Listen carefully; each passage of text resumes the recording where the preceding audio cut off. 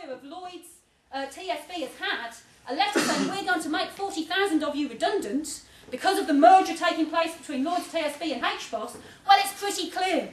What takes place in the finance sector has an effect on the rest of us as well, as workers are losing their jobs. And here in the City of London, it's not just the people who work in the city, it's the people who clean for the people who work in the city, the people who give them coffee, the people who serve in the supermarkets that they shop in. All of that is going to be affected. But it's not just that. Britain is expected to have the worst recession of any of the G7 countries. That's the statistics of the OECD. The G7 are the biggest countries, biggest economies in the world. Manufacturing already has suffered the biggest drop in output over the last month since records began in the early 1990s. House prices, I just picked this up on the tube on the way here, so property prices fall off a cliff. There you are. That's what's taking place in house prices in Britain at the moment. They're expected to fall by something like 40% by the end of this year. Now, at the very beginning of this, I think there were a lot of young people who thought, oh, good, house prices will fall and then one day I'll be able to buy a house. Sadly, that isn't how it's working out, because the number of mortgages that were agreed has dropped by 95%. It's absolutely huge. And the days of being able to get a 100% mortgage or a 125% mortgage, like they were giving out 2 years ago, that is gone forever. Now young people have to save £20,000 before they stand any chance of getting a mortgage to buy a house. That means, by the way, the complete end of the dream or the myth of the home-owning democracy. Those of you who are old enough to remember the Tories and Maggie Thatcher, they brought in this idea, every British man and woman will own their own home and this will be a dream of wonderful democracy. And New Labour have completely carried on with it. For a younger generation now, that is ruled out forever.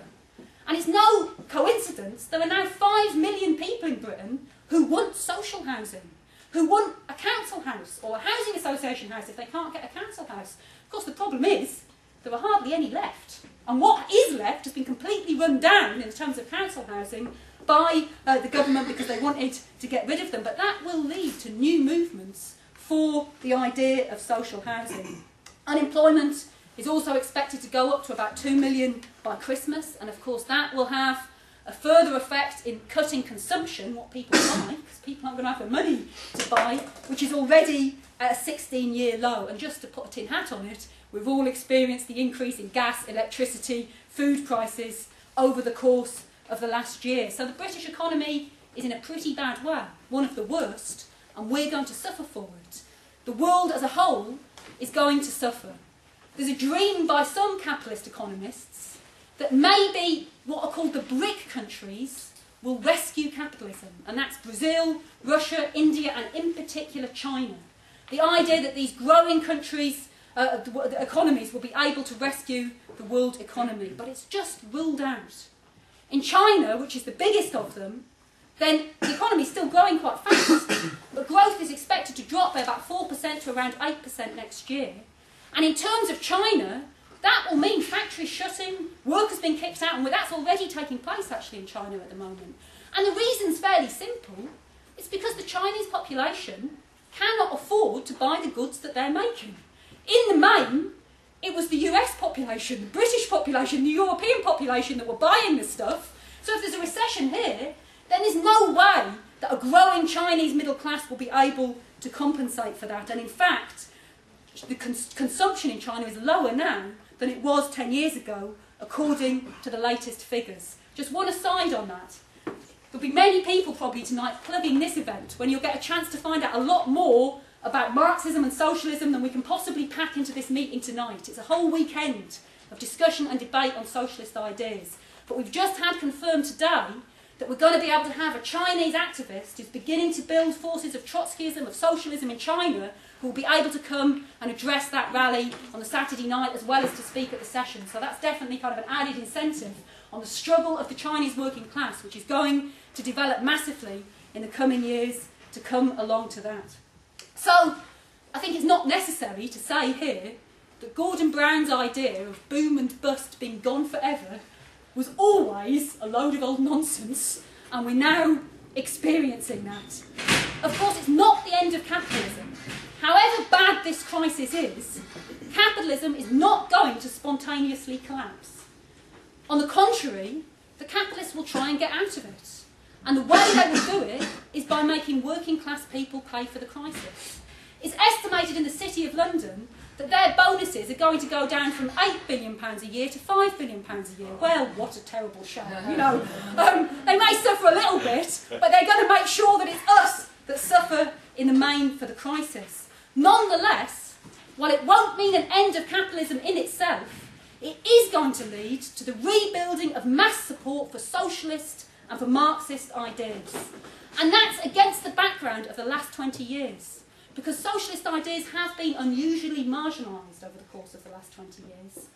At the time when the regimes that existed in the Soviet Union and Eastern Europe collapsed, which again is, I know, before some of you were born, they weren't, in our opinion, genuine socialism. They were horrific dictatorships.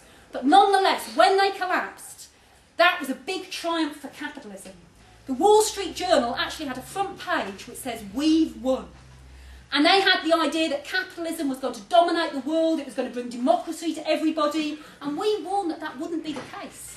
But it's now, only 20 years later, that that has kind of been fully shown in terms of, in the most favourable possible conditions for them, the mess that the capitalist system has made for millions of people around the world. And so the ideas of Karl Marx are going to come back onto the agenda.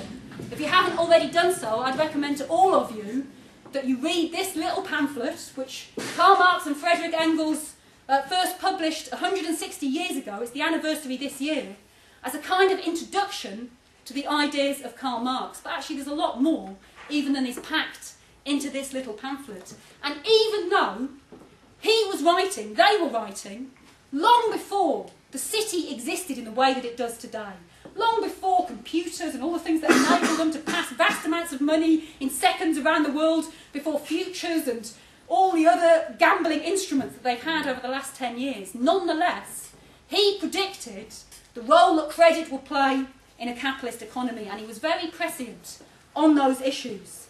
He said that capitalism was a necessary lubricant, that credit was a necessary lubricant to the capitalist system. But he also said that it brought in its wake a bunch of swindlers and thieves. Well, we can all see that that's the case. He said you could use it to prolong growth, and that's what the capitalists use it for, and that's what they've done. In Britain, we've had economic growth, formally speaking, for 16 years. But he also said it's like a piece of elastic. You can pull and pull and pull, but the further you pull it, the harder it snaps back and the worse that the crisis is. And that is what has happened. The fact that they've kept the economy growing for 16 years during credit now means that the hangover is all the worse. And he also said, to paraphrase, that everything's fantastic until it isn't. And that's pretty much what's happened in the economy. It was all going to be wonderful forever. It was only a very few people like ourselves who saw how it was going to go wrong. And then, from one day to the next, the capitalists go from saying it's all going to be fantastic to saying we're doomed, which is basically their position.